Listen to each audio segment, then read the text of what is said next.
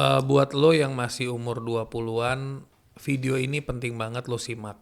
Buat lo yang masih umur 40-an, lo masih belum telat. Tapi kalau lo udah 50-an, lo harus benar-benar menyimak video ini. Lo bisa dibilang raja kos-kosan lah ya. Udah Saat berapa ini. pintu yang lo manage, bro? Kalau main sih 500 saat ini. Tapi Manage masih lima. growth karena Iya. kita masih ada pembangunan beberapa.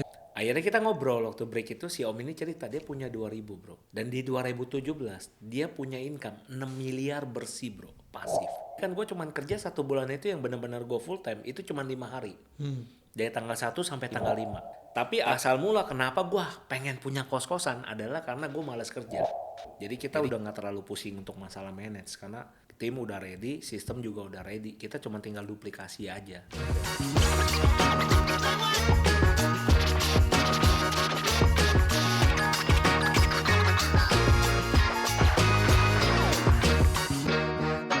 Welcome to Big Thinkers. Hari ini gue kedatangan tamu sosok yang keren banget. Topik yang akan kita bahas juga keren banget. Penghasilan aman, pensiun nyaman. Siapa yang gak mau? Tapi sebelumnya jangan lupa subscribe channel kita. Dan sering-sering komen dan tanya pertanyaan sebanyak-banyaknya.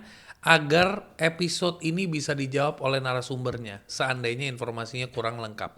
Oke? Welcome Iwan Kenrianto. Apa kabar, bro? Baik. Yes. Bro, lu bikin buku penghasilan aman, pensiun nyaman. Iya. Itu impian setiap orang tuh.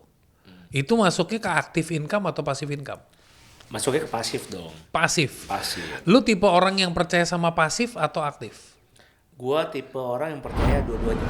Dua-duanya. Dua-duanya. Tapi banyak orang menjual janji-janji, ayo bangun passive income, itu sebenarnya salah apa benar sih?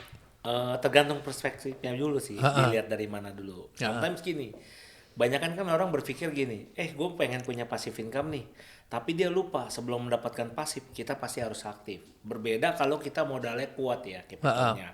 Kalau capitalnya kuat berarti kan lu punya aktif udah cukup kuat. Baru bisa ngebangun si pasif. Nggak mungkin pasif ini nimbul kalau nggak ada aktifnya. Oke. Karena ini kan saling berkaitan nih. Makanya kan orang kalau yang mindsetnya benar, mereka akan berpikir gini, gimana supaya kita dari 9 to 5 ini, one day kita nggak kerja lagi 9 to 5. Tapi si pasif ini bisa mengobati dan ibaratnya memenuhi kebutuhan-kebutuhan finansial kita dari si pasif ini untuk menggantikan si aktif. Nah, Itu idealnya begitu ya? betul, tapi kan realitanya adalah orang berfokus ke si pasif, mau ninggalin aktif. Iya. Pasifnya belum jalan, aktifnya ditinggalin, akhirnya babak belur. Oh iya. Makanya, Jadi bukan 9 to 5 lagi, 9 to 5 AM ya. jadi makanya itu kenapa judul buku ini aku buat penghasilannya aman dulu, baru pensiunnya nyaman. Karena banyak orang bisa pensiun tapi nggak punya penghasilan. Ujung-ujungnya dia nggak jadi pensiun bro, dia kerja lagi. Betul. Karena tadi dia waktu diaktif dia nggak bangun pasifnya. Iya. Jadi waktu dia mau berhenti di aktif, pasifnya nggak ada, akhirnya balik lagi ke aktif ya, nggak jadi pensiun ujung-ujungnya gitu. Buat lo yang masih umur 20-an, video ini penting banget lo simak. Buat lo yang masih umur 40-an, lo masih belum telat. Tapi kalau lo udah 50-an, lo harus benar-benar menyimak video ini. Iwan Kenrianto adalah pengusaha di industri properti. Khususnya di kos-kosan. Betul. Lo bisa dibilang raja kos-kosan lah ya. Belum lah kalau untuk saat Menuju ini. raja kos-kosan atau belum ya? Udah berapa pintu yang lo manage, bro? Kalau main sih 500 saat ini. Tapi Manage masih juga. growth karena Iya. kita masih ada pembangunan beberapa. Jadi baru 500 pintu yang lo manage. Baru. Karena gini. Jadi asal mulanya gini, kenapa sih gua full time di industri ini karena waktu itu di 2017 gue tuh ada ketemu satu om. Waktu itu gue buka seminar tentang bisnis kos dan kebetulan dia jadi pesertanya. Mungkin dia kepo kali ya. Karena waktu itu kan gue belum ngobrol, gue nggak tahu. Tapi setelah gue tahu nih orang paling kepo doang. Karena dia punya hampir 2000 pintu. Waktu dia menghadiri. Iya. Jadi waktu gue buka seminar itu, kosan gue tuh belum banyak bro. Iya. Cuman karena gue setiap hari mengerjakan pekerjaan tersebut, ya jadi gue mengetahui secara detail lah. Iya. Karena gue sebagai praktisi di situ. Iya. Nah, akhirnya kita ngobrol waktu break itu si om ini cerita dia punya 2000 bro. Dan di 2017 dia punya income 6 miliar bersih bro, pasif. 6 miliar bersih Yes. pasif. Dan Wow. that's the moment, Mata lo kebuka. yes. Dan gue berpikir gue nggak salah untuk investment full time di sini. Oke. Karena gue sudah lihat nih ada role model. Iya. Nah seiring waktu berjalan dan gue melihat banyak ketemu waktu gue beli lahan, ada beberapa yang mereka jual itu mereka income-nya sudah di atas 2 miliar pasif semua. Wow. Jadi sebulan you nggak pernah kerja apa-apa, ya mungkin lu kerja 2-3 jam lah untuk ngecek. Kayak gue pribadi kan gue cuman kerja 1 bulan itu yang benar-benar gue full time itu cuman 5 hari. Dari tanggal 1 sampai tanggal 5. Iya. Karena itu jadwal tagihan masuk. Iya. Jadi duit sewa masuk, nah itu gua kerja. Iya. Karena jangan sampai ada yang nggak bayar sewa kan begitu. Iya. Nah, tapi setelah itu udah nggak ada karena Iya. sebagian besar kan sudah dibuild sama tim gitu. Iya. Jadi dari situlah gue berpikir bahwa ini bisa dibesarkan. Karena waktu ketemu si Om yang punya 6 miliar ini, itu gue melihat gue mau bikin industri apa yang gue kerja cuma 5 hari dan di hari-hari lainnya gue tuh kerjanya sedikit dan santai. Tapi gue bisa punya income bersih 6 miliar. Gue harus punya pabrik gede banget bro. Oke. Untuk Pertanyaannya mencapai nih, itu. pas lo lagi cerita begitu, banyak orang punya kesempatan seperti itu dalam arti kata terinspirasi, bertemu dengan role model, orang-orang hebat, orang-orang yang sukses. Tapi pada saat dia melihat, mendengar, dia kan pasti mikirnya yang standar nih, yang standar banget. Anjrit kalau mau jadi begitu modalnya kudu gede. Nah pada saat lu lagi di fase itu, lu financial conditionnya gimana?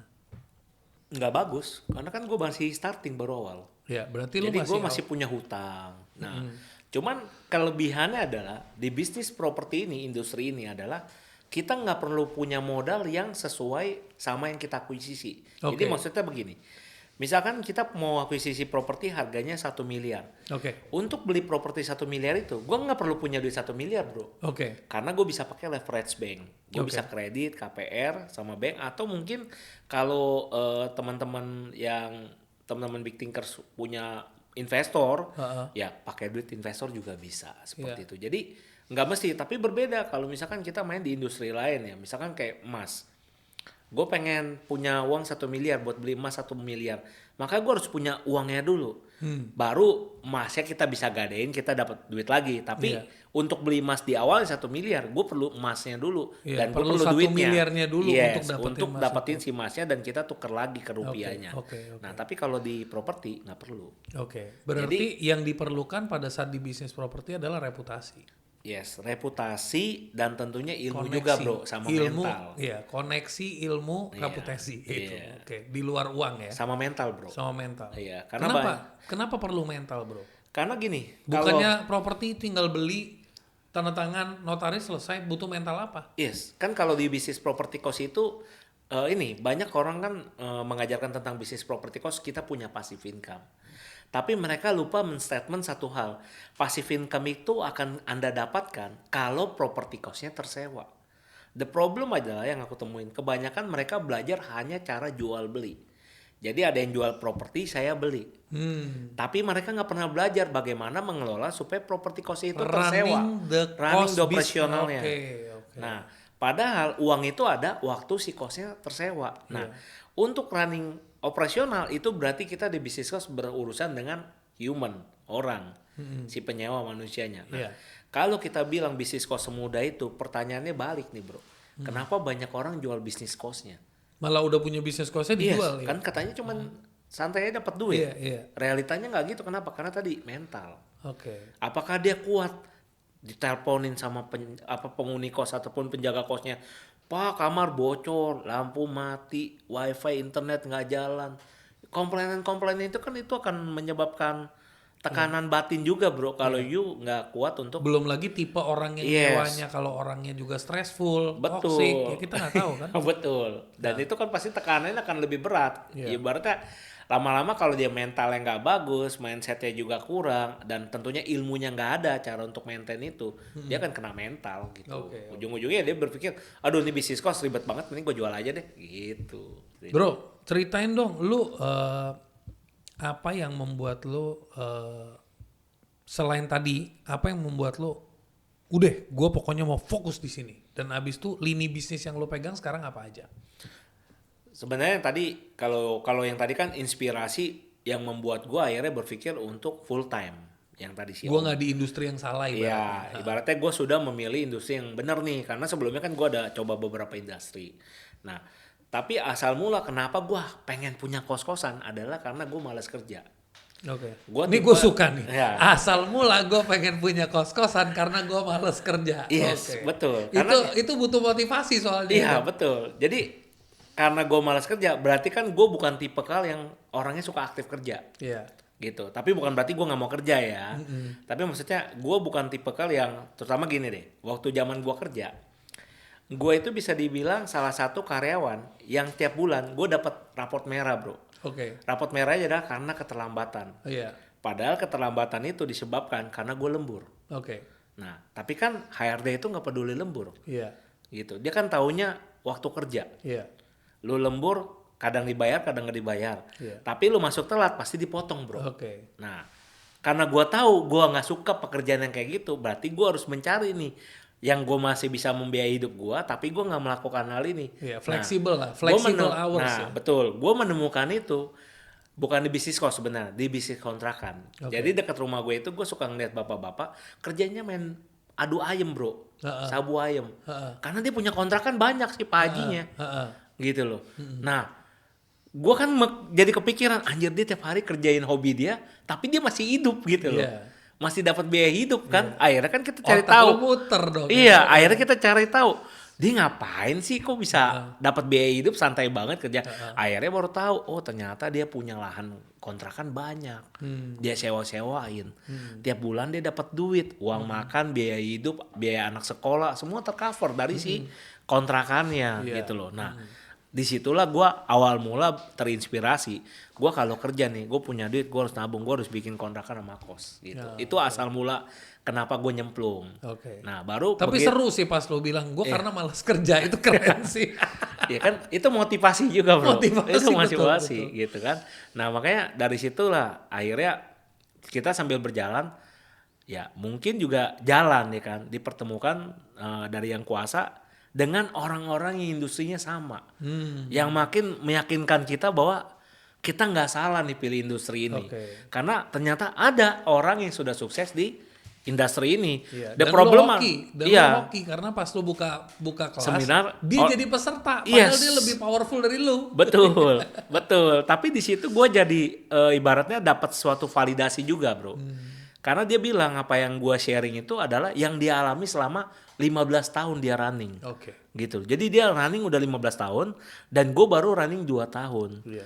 Cuman ya 2 tahun itu gue full time, jadi 360 hari sampai 720 hari gue kerjain itu setiap hari gitu.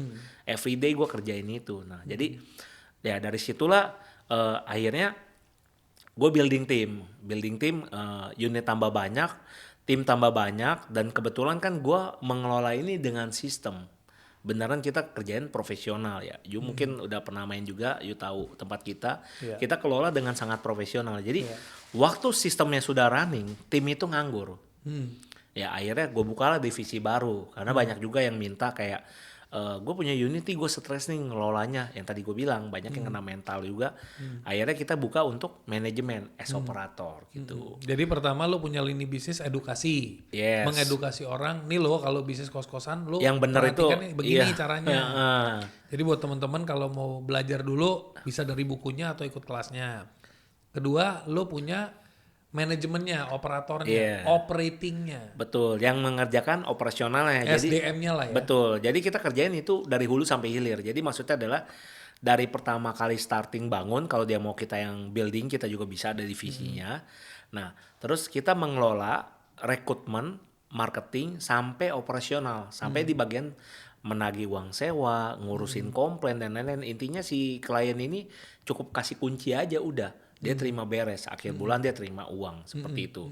Nah, abis itu ya dengan seiring waktu ini ya ada juga kan sometimes yang orang melekat, bro. Kita juga punya klien-klien yang melekat. Jadi dia ngerasa dia sudah ikut orang tuanya dari kecil ngurusin si kos atau kontrakan ini, dia merasa memiliki jiwanya ada di sana.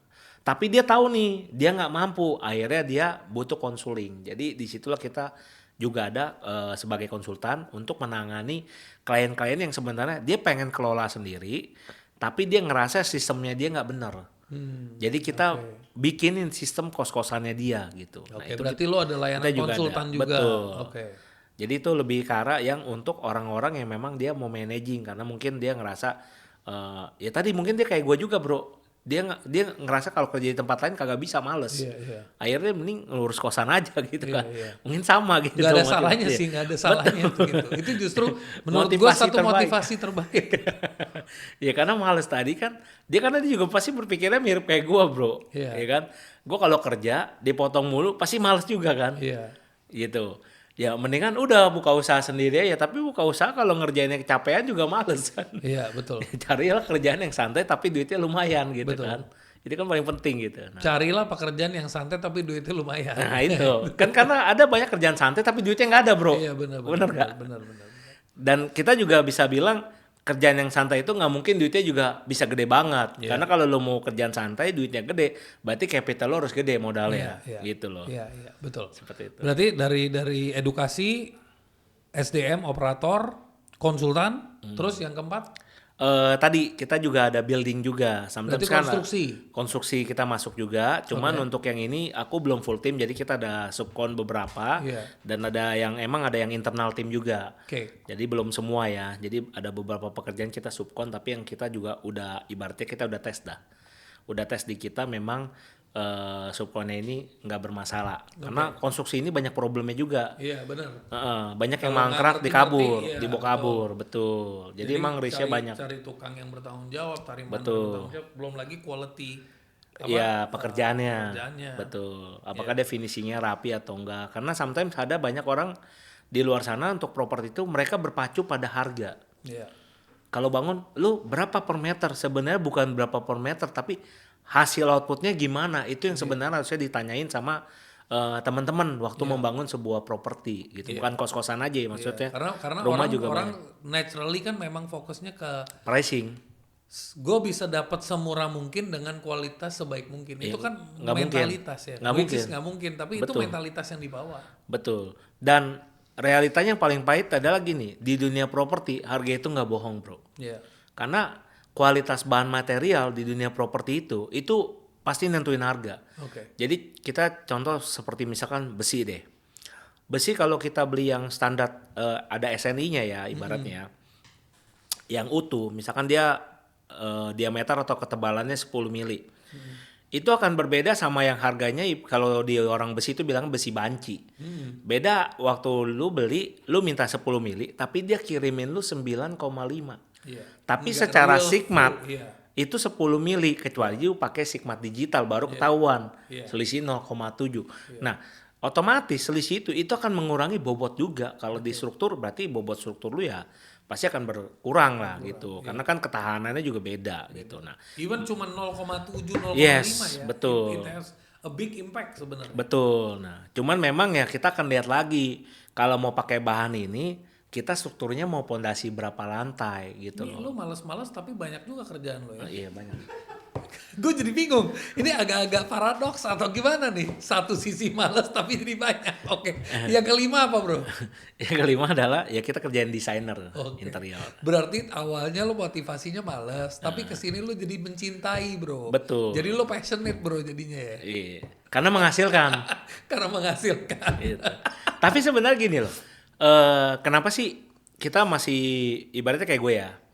Kenapa kita masih aktif? Jadi kita itu aktif waktu kita bangun doang. Jadi gue juga selalu sharing ya di YouTube-nya kita kan yang You Business Coach itu. Jadi ke teman-teman community juga gue suka share untuk bangun di struktur dan pondasi itu kita wajib hadir. Kalau bisa everyday.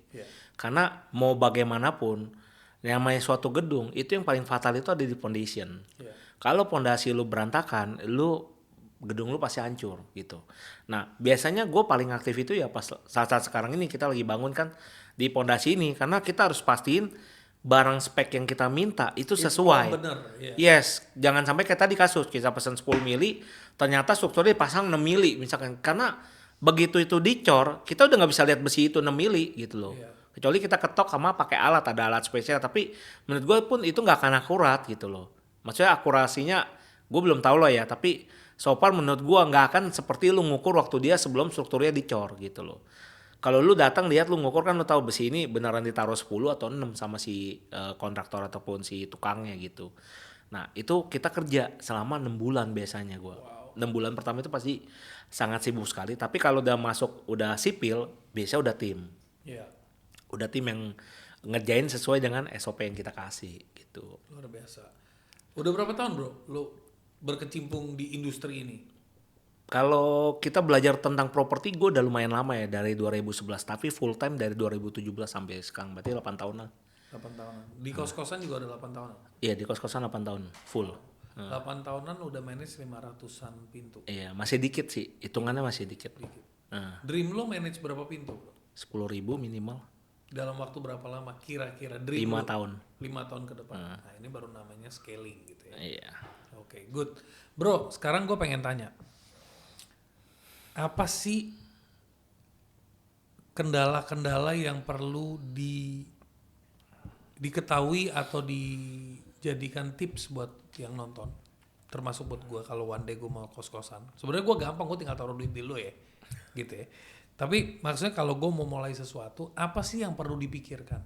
Yang banyak orang miss dan menganggap enteng bro. Sebenarnya yang paling sederhana itu adalah, sebenarnya gue bagi sih ada beberapa, cuman kita simpelkan 3 lah ya. Yang pertama itu adalah target market gitu. Jadi banyak gue ketemu klien ataupun pebisnis kos-kosan, itu mereka kebanyakan fokusnya adalah ke lokasi sama modal, capital. Berapa sih harga akuisisi? Supaya dia bisa ngitung ROI-nya. Tapi mereka lupa yang tadi gue bilang di awal, karena duit itu dapat waktu kamarnya tersewa. Jadi kamar ini bisa tersewa dengan harga berapa, itu akan lihatnya sih target marketnya. Jadi percuma, ibaratnya gini, lebih sederhana gini, percuma lu jual iPhone di market yang dia biasa pakai handphone Cina di bawah 500.000. Okay. Bukan nggak mungkin lu nggak bisa jual, pasti ada yang beli, tapi sangat sedikit gitu. Nah, ada baiknya di target market ini ditentukan dulu, baru cari lokasi yang sesuai dengan si target market yang kita mau. Jadi kebanyakan orang itu beli dulu baru mikirin. Kalau menurut gue salah, akhirnya apa, banyak investasinya nggak jalan, mati gitu loh. Jadi dia ekspektasinya pengen jual kamar kos harganya 3 juta 5 juta, tapi di market yang harganya 500.000. Ya itu kan ngarapin ibaratnya gini, berarti kan yang bisa ngambil cuman manajer doang kelasnya. Benar. Gitu loh. Benar. Dan itu kan kesulitan untuk menuhin si kamar kosannya. Bukan nggak bisa kejual ya, mungkin kejual, tapi buat penuhin butuh effort yang sangat tinggi gitu loh. Oke. Nah itu yang paling pertama, target marketnya. Nah yang kedua adalah mindset ROI gitu. Jadi gue banyak banget ketemu termasuk YouTuber dan influencer di dunia properti yang gue ketemu ya. Gue juga nggak ngerti sih mereka bikin statement itu atas dasar apa, tapi yang gue yakin mereka nggak punya properti cost ya, itu yang gue tahu. Oke. Jadi gimana lu bisa mengetahui tentang ROI bisnis cost kalau lu sendiri nggak punya bisnis costnya? Itu menurut gue sangat nggak relate lah. Oke. Nah ROI yang dimaksudkan di sini adalah, banyak kan orang ngitung itu gini. Misalkan kita invest 1 miliar, dia hitung return misalkan 10%. Nah dia akan ngitung, oh berarti ini 10 tahun. Salah nggak? Nggak salah. Kalau harga kawasan lu dari tahun pertama sampai 10 tahun ke depan, harganya cuma segitu. Iya. The problem adalah, bisnis cost yang benar dan baik adalah dia ngikutin. Ya kan harga jual barang aja tiap tahun naik. Iya. Masa harga sewa lu tiap tahun sampai 10 tahun ke depan 1 juta aja? Kan nggak mungkin. Betul. Pasti juga akan naik dong. 1.100.000 kek. Nanti di tahun kedua mungkin 1.150.000. Dan seterusnya mungkin di tahun ke-10 harga kosan lu mungkin sudah 2 juta dengan inflasi yang ada. Nah, otomatis kalau lu ngitung ROI-nya untuk patokan awal dengan cara 10% dapat 10 tahun. Salah nggak? Nggak salah. Tapi you perlu lihat juga apakah you punya kosan, tadi gue bilang potensi marketnya bisa bantu ROI lu cepet. Ini lu harus lihat. Karena gue punya pengalaman, ada nggak kosan yang ROI-nya cepet? Ada yang 5 tahun sudah BEP. Iya. Ada nggak yang BEP-nya lama 8 tahun? Ada juga gitu loh. Karena memang nggak bisa di scale up lebih jauh. Iya. Karena persaingan kompetisinya terlalu berat. Definisi BEP sama ROI itu apa? Karena di Indonesia masih suka kebolak-balik. Nah, jadi kan sometimes kalau orang kan ngitung ROI itu kan dari total investment. Oke. Kalau BEP itu kan sebenarnya lebih ke arah kayak kalau di produk itu COGS. Iya, betul. Iya kan? Nah, berarti kan kalau di kos-kosan berarti operasional cost lu Ketutup. ketutup ya kan? atau enggak gitu loh. Jadi lu biaya misalkan 10 juta, tapi kan BEP ini sebenarnya di bisnis cost itu sorry to say nggak terlalu terpakai. Iya. Karena orang kebanyakan fokusnya adalah ROI-nya berapa nih, ya kan?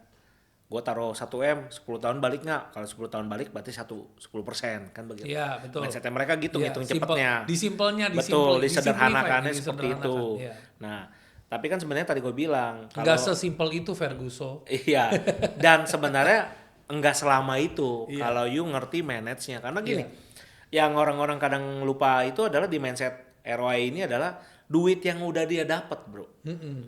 Gitu loh. Apakah habis begitu saja? Kayak contoh nih, pakai cash gua ya, cash pribadi. Gua di kosan pertama, ROI gua 7 tahun. Di kosan kedua, ROI gua ada yang 9 tahun. Di kosan ketiga, ROI gue bisa 5 tahun. Kenapa sih bisa lebih kecil, lebih cepat, lama-lama? Karena gini, duit yang kita dapat dari kosan satu sama kosan kedua, itu sebenarnya kan kita nggak ngutang. Dan kita sebenarnya nih kalau kita ngomong, secara pembukuan, kita memang taruh uangnya. Tapi kalau kita ngitung investment bro, kita sebenarnya nggak nginvest duit lagi di sini 100%. Karena duit yang di sini kita reinvest ke sini. Tapi orang nggak pernah hitung nih. Reinvestment ini dianggap nggak ada. Karena dia nganggapnya one way aja. Yes, betul. Padahal duitnya dipakai ke sini. Gitu loh. Coba kalau kita balik duit ini dipakai lagi ke sini. Misalkan you punya 2 lantai, udah dapat duitnya dinaikin 3 lantai. ROI lu bakal lebih cepat di sini karena kamar lu nambah. Pasti. Gitu nah. Kenapa lu nggak memperlakukan hal yang sama? Waktu duit ini lu pindahin ke saham, ke kripto, ke deposito, yang dimana lu dapat return income, itu duitnya sebenarnya lu nggak invest hasil duit dari sini. Yang secara kita ngomong logiknya, hasil yang ada dari reinvestment ini sebenarnya kan membantu ROI investment pertama. Berarti bahasa lu adalah, lu selain lu bangun sebuah bisnis yang memiliki passive income, income-nya itu lu puterin lagi untuk bekerja untuk lu agar dia bisa mengenerate revenue, mengenerate profit. Betul. Dan mempercepat recovery capital lu kan. Betul. Makanya jadi kan multiple passive income. Iya, betul. Gitu loh. Nah, tapi kan the problem ada orang yang nggak paham, ya mungkin bukan nggak paham ya, mungkin ilmunya belum nambah kali ya, lebih tepatnya ya. Jadi mereka berpikir kayak ya udah gue dapat duit, gue pakai, habisin selesai. Mentok paling deposito.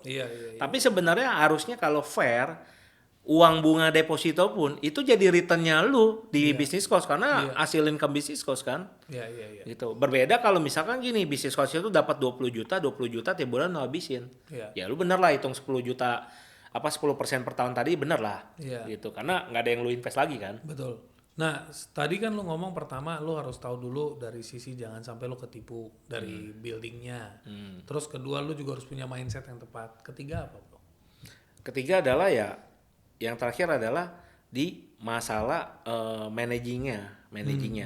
Yes, managing dan marketing. Jadi sebenarnya ini lebih ke arah kita sebutnya operasional. Nah, kebanyakan orang berpikirnya mindsetnya adalah di bisnis property cost. Mereka berpikir ini bukan bisnis bro. Ini adalah pengganti pekerjaan 9 to 5-nya gue. Nah, that's why banyak para pebisnis cost ngelolanya masih dia sendiri bro. Dia sendiri yang datang, dia yang menerima komplain, dia yang nyari tukang airnya, dia yang nyari tukang. Jadi dia ngerasa capek, jadi dia bilang ini mah nggak passive income. Yes, karena dia nggak building bisnis di situ. Lu cuman mengganti pekerjaan 9 to 5 lu ke si property cost. Gitu. Dan itu lebih capek malahan gitu loh. Karena you harus one day full time gitu dari pagi sampai malam kan. Kita kan nggak pernah tahu nih komplainan penghuni masuknya jam berapa gitu kan. Karena lu ngerjain itu dan akhirnya gue banyak ngomong ke teman-teman, kalau lu mau bisnis property cost tapi niat lu masih setengah hati, saran gue mendingan masuk saham atau invest ke emas gitu. Maksudnya instrumen investasi lain aja ke cost karena hasilnya itu nggak akan maksimal gitu dan lu akan ngerasa capek. Makanya gue suka bingung kalau ada kayak YouTuber juga kan dia exposure gitu, ibaratnya memperlihatkan ada membernya punya kos-kosan 6 kamar. Sebenarnya tuh kalau buat gue ya, gue sih nggak pernah expose gue punya member ya, kosannya banyak yang di atas gue juga. Tapi gue nggak pernah expose kenapa? Karena itu menurut gue gini loh, kalau kita hitung logiknya gini, kalau dia punya kosan 6 kamar dan target marketnya bukan yang high end punya ya, yang satu kamar 20 juta, 30 juta, anggaplah cuman 1 juta gitu atau 2 juta, berarti dia 6 kamar tuh cuma 12 juta bro. 12 juta, kalau you kerjain sendiri, it's okay, lu masih dapat. Iya. Tapi kalau lu mau build tim, lu bangun orang, lu udah dapat nggak ada bro. Iya benar. Dapat receh, duitnya udah habis gitu. Iya. Makanya nggak bisa. Kalau menurut gue minimum itu income-nya harus 50. Kalau paling dikit tuh 20 juta gitu Iya. loh. Jadi kalau under itu sebenarnya lu nggak bisnis properti cost, man, lu cuma replacement pekerjaan 9 to 5 lu jadi Iya. penjaga kos. Iya, Itu doang. betul, menjadi penjaga Yes. kos ya. Makanya kan gue juga pernah bikin video, Anda sebenarnya itu pebisnis kos atau penjaga kos. Iya.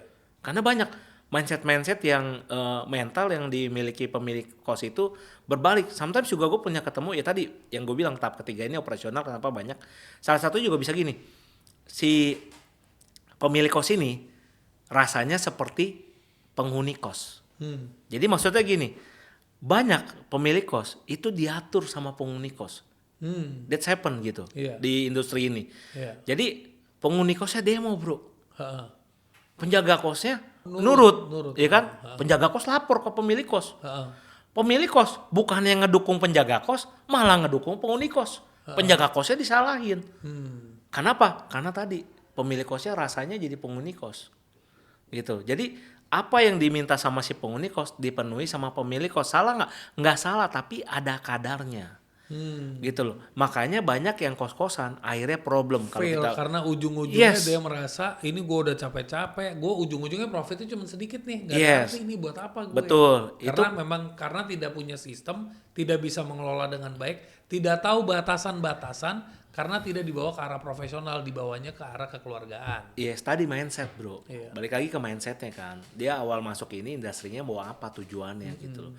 Kalau gua kan memang motivasinya karena males. Tapi tujuan gua adalah mau dapat duit bro. Iya, tapi lu dari motivasi lu males, tapi lu kesini jadi giat banget gitu Iya, kan. Nah, karena mau scale up bro. Iya. Nanti kan kalau udah tembus 10.000, ya kan. Apalagi anggaplah kita nyampe dia kasih om. Gue udah nyentuh 6 miliar bro per bulan bro. Itu banyak hal yang bisa gue lakukan dengan 6 miliar. Kita nggak cerita Iya. ratusan miliar kayak big company ya. Iya, Kita cukup 6 miliar aja bro. Iya. Kita mau kencing di Singapura balik lagi juga it's okay bro. Iya betul. Gitu. Atau mau lunch nih di Thailand, terus balik lagi, nggak apa-apa bro, 6 miliar udah cukup pulang, balik ke Indo, bulan depan ke refill lagi 6 miliar bro, Iya. duit yang tadi kita spending gitu. Iya. Jadi loading yang bisa kita lakukan dengan duit segitu, Iya. apalagi kita ngomong kecil deh, 500 juta 1 miliar aja udah loading yang bisa kita lakuin, Betul, setuju. apalagi 6 miliar. Iya. Ibaratnya gue bisa reinvestment banyak banget, misalkan gue buka kafe, kafe ini tutup, ya udah nggak apa-apa, bulan depan kan gue bisa buka kafe lagi, duit gue udah masuk, karena gue udah punya mesin duitnya, gue bisa cetak duit, ibaratnya. I think yang yang gue tangkap di sini adalah perbedaan between kos-kosan sama nyewain rumah. Banyak orang menjalankan bisnis kos-kosan dengan gaya mental nyewain rumah.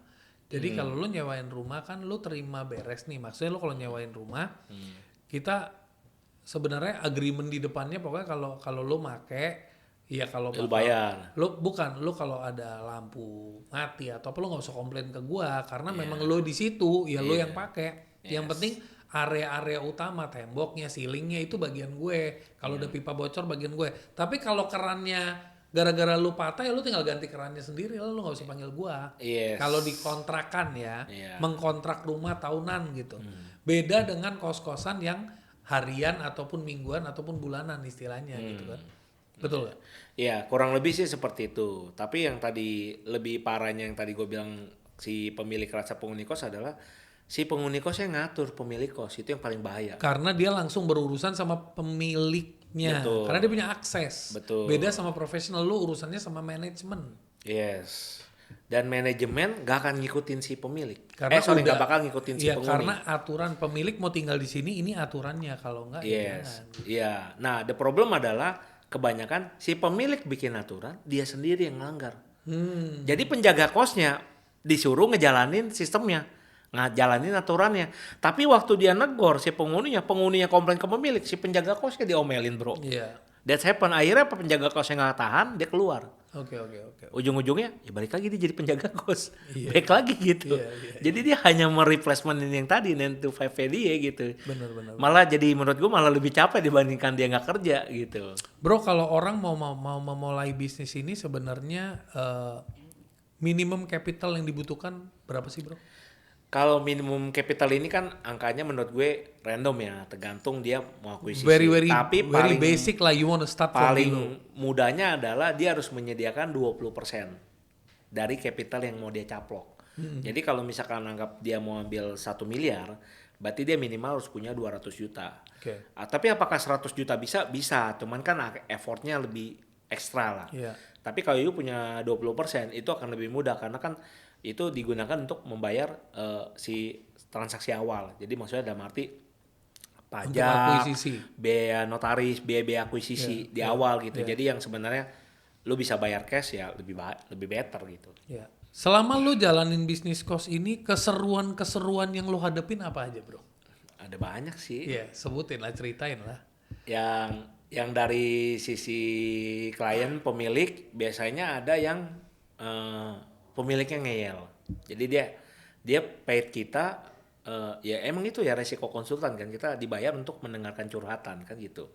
Tapi waktu kita bantu untuk solving ya mereka merasa kayak itu nggak menyelesaikan. Jadi ya alhasil ya dia balik lagi sebenarnya selesai konseling problemnya dia nggak solving karena dari dianya bermasalah. Nah, itu banyak banget dan habis itu dia mengeluh lagi. Karena dia bayar lo untuk dengerin dia, bukan Yes. untuk nyelesain masalah dia. Betul. Makanya jadi ya udah karena kita dibayar ya udahlah. Kita dengerin aja kan begitu. Nah, itu dari sisi pemilik. Nah, kalau dari sisi penghuni unik-unik gitu. Jadi ada banyak drama-dramanya gitu. Kadang kita juga suka bikin kan drama anak kos gitu kan story-nya. Nah, itu banyak kayak misalkan dia yang ngelakuin tapi dia yang playing victim. Dan kita juga pernah ketemu hal-hal yang paling lucu itu biasanya di kulkas, Bro. Kulkas itu kan kita kasih kulkas bersama. Oh iya, bukan, kulkas. Oke, kayak bukan ini ya, minibar kayak kalau personal. kita ngomongnya kayak di dapur gitu. Kitchen yang Yes, bersama, kulkas yeah, bersama. komunal bersama yang anyone ya bisa pakai kulkas itu. Nah, kita pun pernah ada kasus pelaporan di mana si anak penghuni kos, anggaplah kita sebut nomor kamarnya 101 ya. Iya. Si 101 ini dia punya beli Indomie sama telur, Bro. Dia taruh di kulkas. Si 102 ini mungkin ya, dia lapar di tengah malam, udah tutup, dia buka kulkas, ada Indomie sama telur, Bro. Dia makan. Tapi dia nggak curi, Bro. Iya. Dia taruh uang di situ, Bro. Oke. Di tempat telur itu. Dia taruh uang, gue Nah, gantiin nih. dia tulis kertas di situ. Mohon maaf, telur sama Indominya saya makan. Ini uangnya diganti. Jadi si 101 tadi disuruh beli ulang, Bro. Oke. Kan kurang asem gitu. Nah, tapi itu sebenarnya maksudnya case yang unik aja gitu. Nah, cuman kan dari sisi si 101 gondok juga, Bro. Iya. Gua beli bos, gua mau makan tapi kagak ada gitu loh. Oke. Dan mending kalau lu pakai, lu beli, lu taruh lagi. Iya. Ini kan kayak gue jadi kayak pembantu Gua gantiin, lu, iya, iya gua lu suruh gue gantiin beli lu. lagi. Gitu. Nah itu case-case yang unik lah. Nah, tapi perlu juga diwaspadai, lo pernah cerita sama gua sebagai pemilik kos, itu kita harus jaga banget karena itu bisa menjadi inceran dari oknum-oknum yang tidak bertanggung jawab. Bisa ada juga, Ya. ada juga. Jadi ya sampai- jebakan-jebakan kiriman paket yang sebenarnya tujuannya untuk pemerasan ya. Iya, jadi itu sebenarnya faktornya ada dua sih. Bisa memang dari si penghuni kos yang bermasalah, ya kan? Mungkin dia pelaku kejahatan yang kita nggak kedeteksi by sistemnya kita, dia lewat. Nah, bisa jadi memang kita dijebak sama oknum juga. Jadi ada juga hal yang seperti itu. Oke. Jadi dua-duanya juga kita pernah ngalamin. Kita pernah ngalamin kosan kita digerebek, disegel karena narkoba, kita pernah ngalamin di salah satu kosan yang kita kelola. Tapi itu dijebak atau memang Memang dia bandar. Jadi wow. waktu itu kita kena itu, dia memang sudah DPO, diincer, jadi digerebek pas siang hari. Cuman memang lo pada cuman- itu waktu itu lo orang nggak tahu dan memang lolos Nggak aja. ada, karena nggak kelihatan sama sekali. Karena dia transaksi di dalam kamar, Bro. Kamar kan kita nggak ada CCTV. Iya, betul. Jadi kita nggak tahu karena, Iya. cuman kebetulan karena sistemnya kita kuat, jadi kita bisa bantuin si pihak berwajib itu untuk masalah identitas segala macam. Karena kan kalau di tempat aku itu tamu datang tuh harus kasih KTP segala macam, ngisi Harus, data. Jadi harus, kita iya. punya datanya. Iya. Si penghuni ini nama ini kamarnya ada di kamar berapa. Jadi waktu pihak berwajib nanya, dia kasih lihat foto segala macam, terus kita tanya KTP atau data diri, kita cek di buku tamu ada, kita langsung tunjukin kamarnya dan waktu dibuka emang lagi transaksi. Oke. Jadi ketangkep di tempat Oke. gitu. Tapi ya udah gitu doang. Maksudnya orang itu dibawa pihak berwajib udah selesai. Iya. Gitu. Karena memang secara sistem dan aturan kan kita nggak mendukung kegiatan seperti itu gitu Iya, loh. iya. Dan memang dari kita juga sudah mendata kalau memang yang bawa barang ini sebenarnya tamunya si penghuni Iya. gitu loh. Cuman dia kebetulan make di kamar. Iya, Jadi iya. yang kita nggak tahu lah gitu. Iya. Itu ada kasus gitu. Ada juga kasus yang oknum juga pakai paket dikirim, cuman paketnya nggak ada di tempat kita, tapi si oknumnya dateng, dia bilangnya nih paket dari gedung sini, gitu. Minta ketemu pemilik dan manajemen, ada. Cuman kan pas kita cek dari biodata, karena kan kita sistemnya lengkap, dicek nggak ada, ya sanggahannya nggak bisa diterusin. Cuman the problem adalah gini, kalau anda punya bisnis kos dan kamu nggak punya sistem yang kayak kita jalanin, mungkin kamu bisa diangkut. Karena kan lu nggak bisa nunjukin bro, Iya. gitu loh. Karena Mana buktinya? lu nganggap enteng karena Yes. lu nggak build the system, you Yes. just become the penjaga. Iya. Kalau gua kan dia bilang ini penghuni si A, si B, si C, kamar ini, kamar ini. Gua bisa kasih lihat dia. Yang Jadi- huni kamar itu siapa namanya dan KTP-nya mana gitu. Kita bisa tunjukin karena kita ada biodatanya kan. Jadi sebenarnya ngejalanin bisnis kos-kosan bukan semata-mata itu kayak lu tidur tenang, sebenarnya enggak juga. Iya. Tapi kalau lu punya sistem yang sudah berjalan dengan benar, itu memudahkan lu dan membuat lu lebih nyaman. Yes. Karena lu jadi bukan lu nggak membuka celah untuk lu dikerjain gitu ya. Yes. Karena gini, ibaratnya gini, kalau ada sesuatu yang akan terjadi ke depannya, kita tuh udah siap prepare-nya. Ibaratnya gini lah, kita kalau mau diserang itu kita udah siapin tameng. Jadi nggak mungkin langsung kena tusuk, karena kita ada tamengnya gitu. Oke. Nah, the problem adalah kenapa banyak yang kena dikerjain gitu, ataupun kena musibah itu, karena mereka nggak bikin tamengnya, jadi mereka langsung nerobos masuk kena.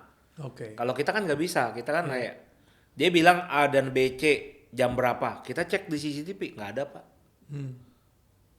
Bapak mau geser ke jam berapa lagi? Kita ada CCTV nih, live 24 jam, kita bisa tunjukin. Iya. Ada tamu yang masuk atau enggak kita bisa lihat gitu. Nah, karena nggak terbukti kan berarti bukan tempat kita pak, Iya. gitu loh. Nah, tapi the problem adalah masih banyak pemilik kos yang CCTV aja nggak punya. Nah, jadi gimana dia mau bilang tamu itu nggak masuk? Kalau dia nggak bisa ngebuktiin, ya dia kena bro. At the end gitu. Iya. What are the yang lu lagi nikmatin sekarang yang bikin lu happy banget tuh apa sih di dunia bisnis ini? Apa yang benar-benar bikin lu, Neil, akhirnya gue dapat satu bidang yang bikin gue happy banget dan yang bikin gue enjoy banget apa? Karena lu pernah cerita sama gue managing 20 pintu, managing 50 pintu, managing 80 pintu, apalagi managing 500 pintu is not the same. Iya betul. Jadi kan banyak orang mindsetnya tadi ya, bisnis kos itu mudah. Karena mereka menganggap kelola 10 pintu, 100 pintu, 20 pintu, 10, 20, 25, 30, 50, sampai ke 100 ataupun 200. Itu sama aja. Padahal orangnya itu makin banyak. Makin banyak pintu yang dikelola, itu resiko sama tantangannya juga berbeda. Itu yang kita jalanin. Nah, cuman kebetulan karena kita udah lama di industri ini dan every day gue ibaratnya mengerjakan dan memantau pekerjaan di industri ini, ya kita udah banyak problem solvingnya lah. Kita udah tahu kalau kena seperti ini kita harus ngapain. Kalau ini seperti ini harus ngapain. Nah itu, jadi kita udah nggak terlalu pusing untuk masalah manage karena tim udah ready, sistem juga udah ready. Kita cuma tinggal duplikasi aja. Oke. Nah kalau dibilang enjoy-nya untuk saat ini ya, bukan beberapa tahun sih. Gue bisa nikmatin passive income-nya. Tanpa harus pusing. Kayak kemarin kan kita bisa jalan-jalan ke Europe, balik duitnya keisi lagi, ke refill. Nanti beberapa bulan lagi kita mau jalan lagi, ya udah seperti itu. Jadi kita mulai nikmatin. Mungkin duitnya nggak sebanyak orang-orang yang mungkin bisnis kayak dia 1 bulan dapat 20 miliar, 10 miliar, tapi dia mah nggak bisa pergi kemana-mana kan. Iya. Karena mereka nggak punya fleksibel waktu. Oke. Jadi mereka kalau kayak mau pergi tour ataupun jalan keluarga, mereka harus nunggu sampai benar-benar off. Jadi mungkin libur lebaran karena kantor sama office tutup. Kalau gue nggak perlu. gitu. Anytime gue mau jalan ya gue jalan. Jadi lo akhirnya mencapai satu titik di mana lo merasa lo udah dapet saat lo harus bekerja dan saat lo harus menikmati hidup itu bisa balance gitu ya. Iya, betul. Jadi kita bisa ngatur Oke. gitu. Kita bisa ngatur kapan kita harus kita mau jalan kita jalan, kapan kita mau kerja kita kerja, termasuk itu bro, kapan kita mau bangun tidur. Asik. Yang males tadi. Termasuk kita mau bangun di yang jam males berapa, tadi, ya. iya kan. Kalau dulu kan kita nggak bisa. Lo kerja jam 9 9 to 5, ya lu jam 7 jam 8 lo harus bangun, men. Iya, betul. Kalau sekarang nggak usah. Iya, lu mau bangun jam 9. Gue mau bangun jam fine. 9, fine. Kalau ada meeting gue bangun pagian, nggak ada meeting gue bangun siangan, abis bangun selesai kegiatan ya gue tidur siang lagi, gitu. Hidupnya kayaknya jadinya bukan fast living ya, slow living tapi seru gitu ya. Ya, jadi fast livingnya ada waktu masa-masa pembangunan. Pembangunan aja. Iya, kita itu kerja lebih giat dibanding orang. Orang liburan, kita masih masuk kerja. Kayak kemarin libur lebaran gue masih masuk kerja, bro. Iya. Tapi waktu orang bekerja gue bisa liburan, Oke. gitu. Jadi cuman pembedanya aja. Sebenarnya tetap kita ada aktif, tapi aktifnya itu nggak sebanyak malesnya, gitu. Gimana cara lu bekerja sama dengan investor? Sebenarnya Itu kita cara leveraging kan begitu. Iya. Kalau lu terus beli properti kan susah. Tapi Betul. kalau lu kerja sama orang yang punya properti atau orang yang pengen masuk ke bisnis kos tapi dia belum berani, dia naruh duitnya dulu tapi sekalian mau belajar nih. ya Iya kan? Gue invest nih di satu properti sama lu gitu kan bisa. Atau yang memang udah punya lahan-lahan. Itu gimana? jadi gini, memang benar sih. Jadi kan sama bank ini ada yang namanya LTV. LTV itu adalah sederhananya gini, itu adalah plafon kredit mentok. Jadi kalau you udah ambil di atas 4 atau 5 properti, itu plafonnya paling cuma 40-50%. Oke.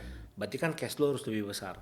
Nah, tapi kalau lu mau ekspansi, otomatis akan lebih slow. Kalau pasifnya tadi, kalau udah 6 miliar sebulan sih sebenarnya nggak usah pakai kredit lagi. Ini udah bisa biayain. Iya. Gitu loh. Kan itu udah titik bagus lah.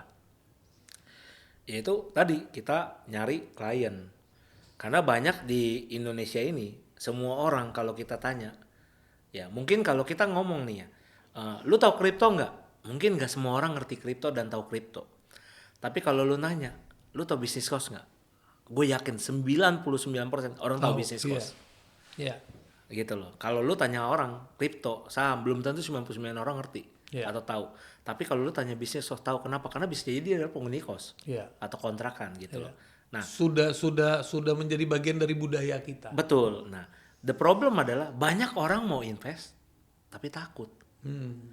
Karena tadi banyak denger orang-orang yang tadi kena mental. Aduh, nggak usah bisnis kos, aduh pusing, gua aja kosan udah dijual, bro, gitu. Nah, itu adalah 80%, bro. Jadi gue menemukan dari riset gue pribadi, based on community sama gue punya personal ya dan klien, 80% orang yang gagal di bisnis kos karena dia nggak bisa ngelola kos. 20% yang sukses itu orang yang bisa manage-nya. Gitu. Karena the problem adalah managing people-nya yang paling susah. Yang tadi gue bilang, ngatur 10 orang dalam satu gedung sama 80 orang dalam satu gedung itu berbeda. Karakternya apa segala macam beda banget. Biasanya orang nggak kuat. Nah, biasanya gue ketemu klien, mereka tuh sebenarnya punya impian pengen bisnis kos, tapi males ngurus operasionalnya. Nah, itulah yang jadi klien-kliennya kita biasanya. Kita bantu mereka, kalau mereka belum punya lahan kita bantu cariin, tapi tentunya juga lahannya itu kita cariin, kita kasih analisanya. Kenapa sih kita milih lahan ini? Ya tadi kita jelasin dari target market, potensial income-nya, segala macam, analisnya kita kasih. Kenapa kita beli ini? Nah, tentunya itu juga kan karena pakai duit klien, si klien harus survei, kita wajibin.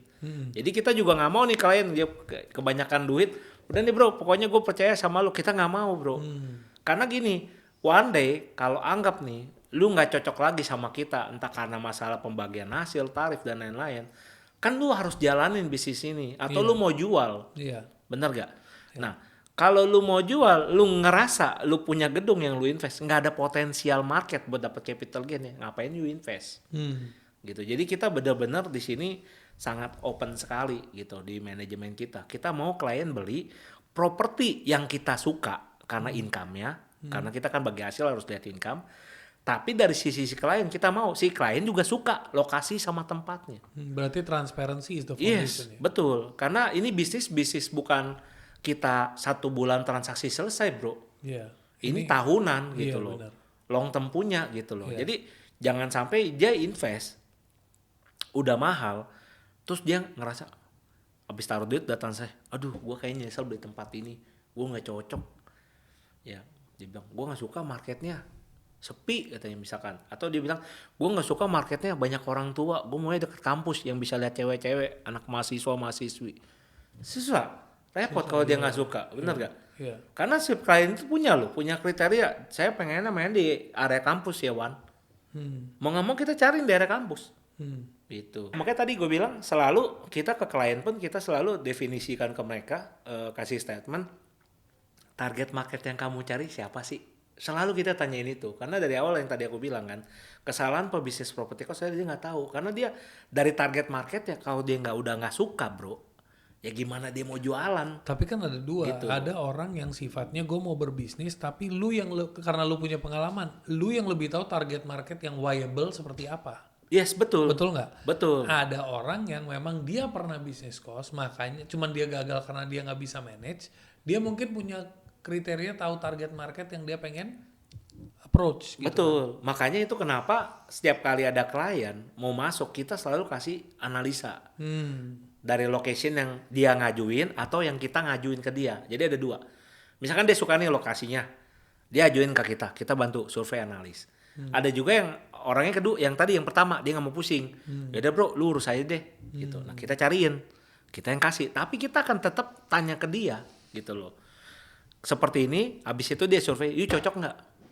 Kalau cocok kita lanjut, kalau nggak cocok kita cari lagi. Oke. Gitu loh. Karena kita nggak mau si klien itu menyalahkan kita, one day kita udah nggak sama dia gitu loh. Karena ini kan masalah reputation ya. Misalkan mungkin after kontrak setelah berapa kali perpanjang kontrak dia ngerasa, aduh kayaknya fee lu ini deh kemahalan, gue dapat yang lebih murah. It's okay, nggak masalah. Karena kan di sini kan kita pure professional business, professional service kan. Jadi nggak masalah gitu loh. Cuman kan yang kita takutkan adalah waktu dia pindah si operatornya nggak bisa menjalankan seperti kita disalahin bro. Ini tuh lokasi dulu gara-gara direkomendasi si Iwan kan repot. Iya benar. Gitu loh. Kita nggak mau. Padahal kita maunya memang lu juga setuju tempat ini karena memang lu juga mau. Iya. Gitu loh. Serak lah ibaratnya lu juga serak lah ya. Betul. Jangan sampai satu pihak bro. Karena ini unit lu, gedung lu bukan gedung gue. Iya. Gue cuma bantuin Betul. lu. Kita bantuin doang. Jadi jangan sampai yang lu beli ibaratnya ini lu beli kucing dalam karung kita nggak mau. Iya. Jadi kita mau, lu juga tahu apa yang lu beli dan lu juga setuju untuk membayar dan membeli barang tersebut. Dalam arti di sini si gedungnya. Gitu. Jangan sampai lu kayak kena intimidasi, diwajibkan untuk membeli, kita nggak mau. Oke. Gitu loh. Tapi kita juga punya ibaratnya benchmark di mana gedung ini bisa kita kelola atau enggak. Karena kita kan based on income, omset. Jadi kalau gedung ini kita lihat nggak ada potensial omsetnya, kita masuk manajemen tuh percuma. Lu capek investment, gua capek kerja tapi nggak dapat duit buat apa gitu. Okay. Jadi kita cukup open gitu, cukup fair gitu. Bro, seandainya nih lu dikasih kesempatan, punya power lah ya, punya akses, punya wewenang, apa yang akan lu rubah dalam regulasi di Indonesia untuk bisnis cost? Kalau gue dapet akses ya atau mungkin bisa Wewenang. untuk rubah hal tersebut, yang paling pertama yang gue rubah tuh perizinan bro. Karena perizinan di Indonesia itu menurut gue cukup lama banget, dan itu kalau untuk dari sisi kita sebagai investor ataupun pebisnis itu akan sangat mengganggu. Karena gini, kalau kita bicara kita belinya kredit, berarti kan ada waktu yang terbuang tuh menunggu perizinan tersebut. Iya. Karena the problem adalah gini, kalau kita belum punya izin, kita bangun tuh gedung, kita kena sanksi sama denda. Oke. Dan bisa disegel, bahkan dihancurkan, dalam arti adalah dirobohin. Iya. Nah, tapi kalau kita nggak bangun, izinnya nggak keluar-keluar, bahkan kemarin tuh sempat lama ya, waktu 2023-2024 tuh ada problem sistem kan, peralihan. Dari IMB pindah ke SIMBG, ada perubahan sistem. Itu perizinan hampir mau 9 bulan, hampir 1 tahun bro. Kebayang nggak kalau you punya kredit beli properti itu 20 juta aja per bulan, lu nembokin sampai 240 juta bro, cuma untuk menunggu perizinan. gitu. Nah itu menurut gue problem yang pasti gue solving kalau gue punya wewenang tersebut. Akan gue bikin perizinan itu kita kan bukan permudah tapi kita percepat sistemnya Oke. gitu loh. Karena yang sistem sekarang itu menurut gue terlalu lama birokrasinya gitu. Oke. Nah yang kedua adalah masalah perpajakan gitu loh. Perpajakan di bisnis properti cost itu menurut gua kan untuk Jakarta ya tarifnya sudah lumayan, yaitu kita kena 10% final. Nah, the problem adalah kita kena pajak double kalau menurut gue. Kok bisa double, bro? Mungkin karena dilihatnya dari satu sisi gini, pajak ini kan diambil nih dari konsumen, Iya. ya kan? 10% ini sebenarnya kita bebanin ke konsumen. Iya. Nah, masalahnya kan gak semua pebisnis kos mau bayar pajak ini. Kalau kita yang benar kita bayar nih, otomatis kan pricing kita jadi lebih mahal dibandingkan kompetitor lain. Iya.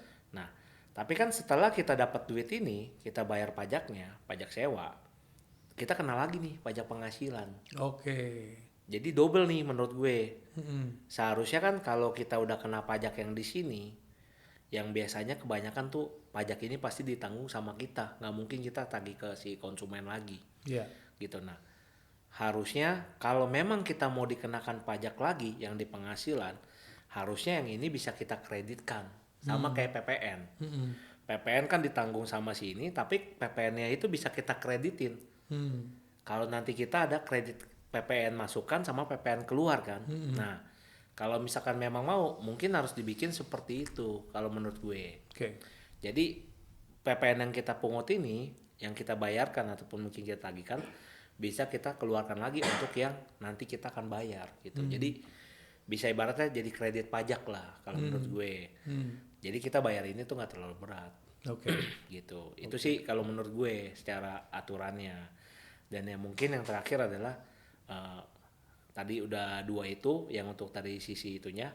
Yang ketiga adalah mungkin dari regulasi standarnya gitu. Jadi dalam arti kalau di hotel itu kan ada asosiasi perhotelan ya. Nah, kalau di kosan sebenarnya ada sih, ada yang buat juga. Tapi gue nggak tahu, gue nggak ngikutin, jadi gue nggak terlalu tahu juga perkembangannya. Seharusnya kita itu bisa dibikin satu kesepakatan karena gini, tarif pajak kosan ini setiap daerah itu berbeda-beda. Gitu. Jadi tergantung si kebijakan dari si Pemda setempat. Oke. Jadi ada kayak misalkan di kota Malang. Malang itu pajaknya bisa 5%. Di Jakarta 10%, bro. Ini otomatis kan jompang nih. Iya. Nah, terus ada juga di Malang atau di mana ya gue lupa. Kota mana. Kalau si pemilik kosnya tinggal dalam satu gedung sama kosan, malah dia nggak usah bayar pajaknya. Jadi ya dia tinggal ekspand aja terus ke belakang, nggak bayar tuh semuanya. Nah otomatis kompetisinya jadi nggak baik gitu di industri ini kan. Jadi orang jadi berpikir gini, kalau dia nggak bayar pajak mendingan gue nggak usah bayar. Akhirnya kan pendapatan negara juga berkurang sebenarnya Pemda gitu. Nah harusnya ada dibikin satu regulasi dari pihak Pemda juga yang mungkin disepakati secara nasional, misalkan kayak PPN semua ya 11% saat ini kan begitu. Jadi ada kesepakatan gitu yang diterapkan ke masing-masing Pemda. Kalau misalnya 5%, ya udah semua kota 5% gitu. Kalau ada kebijakan pemilik tinggal di dalam nggak bayar pajak ya berarti semua kota seperti itu juga gitu. Jadi orang nggak akan berpikir kayak kota ini aja nih yang cantik buat di investment, yang ini kurang misalkan seperti itu. Jadi sehingga pendapatan daerah dan perkembangan perekonomian daerah ini bisa bertumbuh bersama, jadi nggak cuma satu kota doang. Kota yang lain itu bisa bertumbuh. Itu sih kalau yang bakal gue lakuin. Apa pendapat lo dengan generasi yang sekarang itu lebih prefer sewa daripada beli? Karena kan harga makin hari makin sulit ya untuk dijangkau orang untuk beli karena pricingnya udah terlalu tinggi. What do you think? Sekarang kita bicara ada dua nih ya. Dari sisi pemilik kos, dengan adanya beberapa influencer dan YouTuber yang mengumandangkan ya, lebih baik sewa dibandingkan beli. Dari sisi kita sebagai pemilik sangat mendukung, bro. Karena kalau semua orang beli kita nggak dapat sewa juga. Kita bicara dari sisi pemilik nih. Justru kalau bisa mereka sewa sama kita kan, jadi income kita banyak kan begitu. Nah, tapi kalau dari sisi si penghuninya, ya dengan mereka berpikir banyak sewa terus, one day mereka nggak punya properti, pasti suatu hari mereka juga nggak akan bisa sewa. Karena gini, harga sewa itu dengan harga kenaikan properti, ini biasanya akan beriringan. Walaupun mungkin kenaikannya itu nggak sama. Contoh misalkan kenaikan properti bisa 10%, 20% per year misalkan. Mungkin kenaikan harga sewanya cuma 5%, 10% gitu. Enggak, tapi ini akan growth terus nih naik. Jadi one day mungkin duit dia udah nggak bisa buat bayar ini. Jadi bukan berarti gue dari sisi pemilik nggak menyetujui juga bahwa si anak-anak Gen Z ataupun generasi berikutnya ini nggak punya properti ya. Kita nggak gitu juga. Mungkin mereka boleh punya, tapi kalau mereka merasa jaraknya jauh dari kantor dan capek atau nggak males kayak gua kan, males biar berangkatnya deket, ya lu ngekos di tempat yang terdekat dari kantor lu gitu. Iya. Tapi ada baiknya juga ya mereka mulai punya mindset untuk gimana bisa berinvestment. Karena waktu mereka udah punya keluarga, menurut gua kos itu bukan solution. Tapi kalau you mau nyewa lagi rumah yang lebih gede, kos lu bakal lebih besar lagi untuk nyewa. Gitu loh. Jadi bukan solusi jangka panjang kalau menurut gue. Mungkin untuk jangka pendek it's okay lah, tapi untuk jangka panjang kurang. Tapi kalau dari sisi pemilik, kita pengen kalau bisa lu sewa selamanya sih. Gitu. Sekarang gua reverse the time. Seandainya hari ini lu cuma punya 50 juta dan lu pengen masuk ke industri kos-kosan, apa yang akan lu lakukan? Yang pertama, gue pasti belajar dulu investment ilmu. Yang kedua, gue akan cari yang kapasitinya sesuai sama yang gue akuisisi. Oke. Kalau misalkan nggak bisa, berarti gue akan jadi investornya dulu. Karena sekarang banyak platform yang bikin crowdfunding kos-kosan. Oke, ada ya? Ada banyak. Oke. Tapi ada juga yang macet gitu loh. Jadi nggak tergantung semua- orangnya, Iya, harus tahu dulu tergantung siapa. Iya. Tadi gue bilang tergantung manajemennya kan. Iya. Nah, tapi dari situ gini, ibarat gini, kita harus starting dulu karena gue waktu mulai beli properti kos itu, ini kisah nyatanya gini.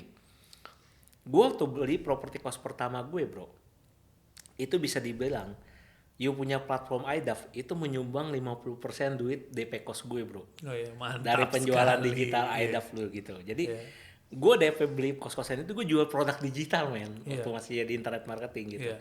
Nah, gue pakai duit itu buat bayar DP kos. Jadi di gue pribadi yang gue keluar itu cuma 25 juta buat bayar pajaknya doang gitu waktu itu. Jadi sisanya itu gue berpikir gue harus jualan apa di online biar bisa bayar DP-nya. Dan waktu itu kebetulan ya ketemu you punya platform, ya gue jualan di situ dan baru dapat terkumpul 200 juta akhirnya gue bisa akuisisi seperti itu. Itu pertama kali ya? Yes. Wow. Itu pertama kali. Jadi kalau So dibilang digital economy is there, digital creators economy is there ya? yes, jadi kalau dibilang apakah dengan duit segitu bisa? Ya bisa, tapi kita butuh ekstra. Ya. Ya kita Effortnya juga iya, harus betul, harus ada. Kita kan ibarat ini, kalau you nggak punya capitalnya, berarti kita harus sumbang ilmu, tenaga dan waktu. Iya. Itu yang harus kita korbankan. Iya. Itu selain uang ya, karena uang kan kita nggak ada, berarti kita nggak bisa pakai itu. Iya. Nah jadi bukan berarti kalau kita dikasih starting ulang dengan duit segitu kita nggak bisa mulai, bisa, tapi jangan juga terlalu halusinasi karena banyak gua ketemu orang gini, bro, dia capitalnya ibarat ini, kalau gue bilangnya kapasitas finansial, kalau gue bilangnya seperti itu, financial capacity-nya dia tuh nggak nyampe untuk 5 miliar, tapi dia tuh maksa, gue pengen beli properti harga 5 miliar padahal duitnya dia tahu nggak nyampe. Akhirnya apa? Dia coba berbagai cara. Akhirnya bisa nih, ngutang sana ngutang sini bisa caplok nih. Capital 5 miliar. Cuman pas running dia pasti babak belur. Begitu di sini ada problem, okupansinya kayak kemarin pandemi lah contoh ya. Okupansinya turun, dia kusut, bro, karena dia nggak punya cash. Iya. Karena melebihi kapasitasnya dia maksa. Oke. Nah, tapi kalau kapasitasnya masih stabil sesuai tadi gue bilang, makanya kenapa harus 9 to 5-nya jalan juga aktifnya. Dia bisa subsidi silang dari aktif ke pasif yang tadi gue cerita di awal. Gitu. Jadi bukan berarti teman-teman juga punya mindset yang ngaco dengan dia punya penghasilan dan punya duit cash on hand 50 juta. Dia langsung berasa, udah gue udah gak mau kerja lagi nih. Gue mau full aja deh. Akhirnya mati. Oke. Gitu. Itu problem juga gitu. Jadi mindsetnya jangan seperti itu. Mindsetnya adalah kalau ini udah bisa jalan, menghasilkan dan bisa membiayai mengganti income aktif ya, baru cabut. Gue juga gitu. Oke. Bro, last but not least, prinsip lu tuh apa dan pesan apa yang ingin lu sampaikan ke teman-teman sebagai advice mungkin? Kalau gue sih ngambil dari orang ya.